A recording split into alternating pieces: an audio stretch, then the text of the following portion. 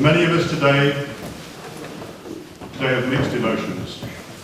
Pleasure in seeing this beautiful shul full to overflowing, and more so than it's been for many years.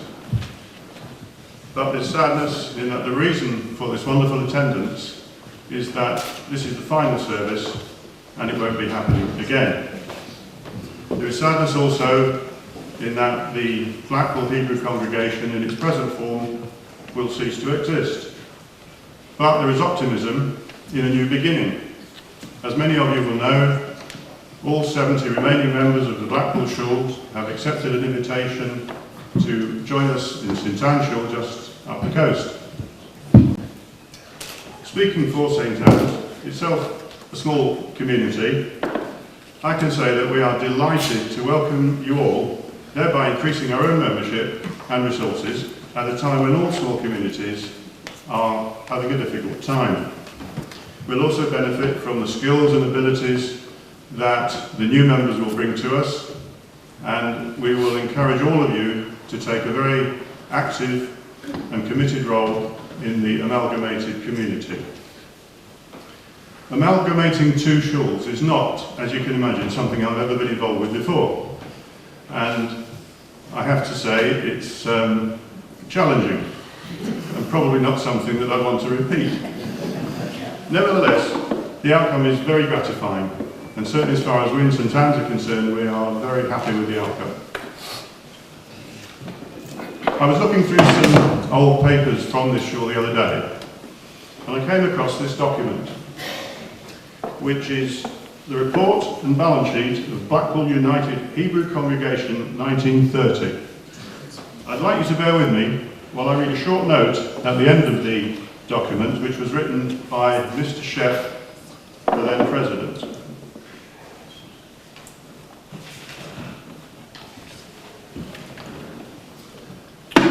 And he says, "The affairs of the synagogue, which is everywhere the pivot around which everything that is Jewish is entailed, is most important, especially in small centres like Blackpool, and we venture to express the hope that the congregation will continue to take that interest and give that unfailing support so necessary for the tasks awaiting us in the future to keep that Jewish life in this town vital and throbbing, and its work a credit to itself and Jewry in general." This note is, I think, a poignant reminder that successive administrations of this congregation have done an excellent job in fulfilling the mission statement that I've just read. None more so than the present executive. I assure you that those of us charged with taking the amalgamated community further will do our very best to ensure that we don't drop the baton. The efforts of many people have made this amalgamation possible, and I thank you all. In particular, the task was made much easier for us in St Anne's by the enormous contributions of two individuals, Barry Goodstone, and Philip Lefton, who have done a wonderful job in very difficult circumstances. Apart from maintaining continuity of services right to the very end, they've borne the brunt of dealing with the very many necessary duties needed to bring our two communities together. Members of the two shuls should be very grateful to them both. I would also like to publicly thank my colleagues on the executive of St Anne's Shul for their unwavering support in bringing us to the position we are today, and for tolerating with good humour my endless emails and phone calls. In concluding, and on behalf of us all, I must express my gratitude for those who organised this service, Russell Grossman and Russell Kett.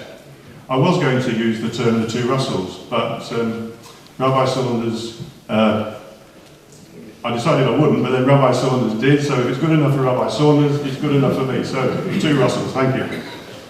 Also to Rabbi Bramald and Rabbi Saunders for participating in this service, to Cantor Robbins and the Shabbaton Choir for giving of their time, and for making the service so enjoyable, and to the ladies for arranging the tea that we will shortly be enjoying.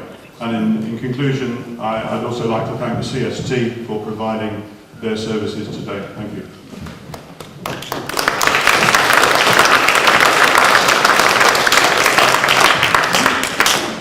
When Russell Kett and I had the idea for today's service, which we concocted in a Finchley restaurant about 6 weeks ago, we imagined that if we had 30 people today, that would be a success.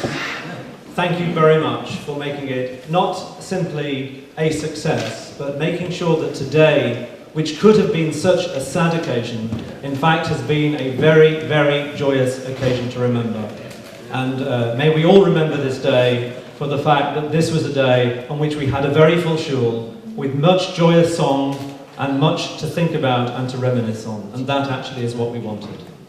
I just have two logistic announcements before we sound the shofar and then sing Adon Olam. The first is that a number of you will have seen that we've produced a commemorative pamphlet today. In that pamphlet there is a website that's mentioned, which is blackpoolunitedhebrewcongregation.org. That website will go live towards the end of this coming week. And we have established this to become a memory site for the shul. If in fact you have not been able to take a pamphlet away today, then we'll be very happy to email you a PDF of the pamphlet if you want that. Please simply email me. The second thing is that after the service, tea is served. Because there are so many of us, tea is actually served in two places, both in the Nathan Chef Hall and in the Beis HaMidrash downstairs. And please use that opportunity, of course, to continue with the reunion and reminiscence. And now we will conclude the service with the blowing of the shofar and Adon Olam.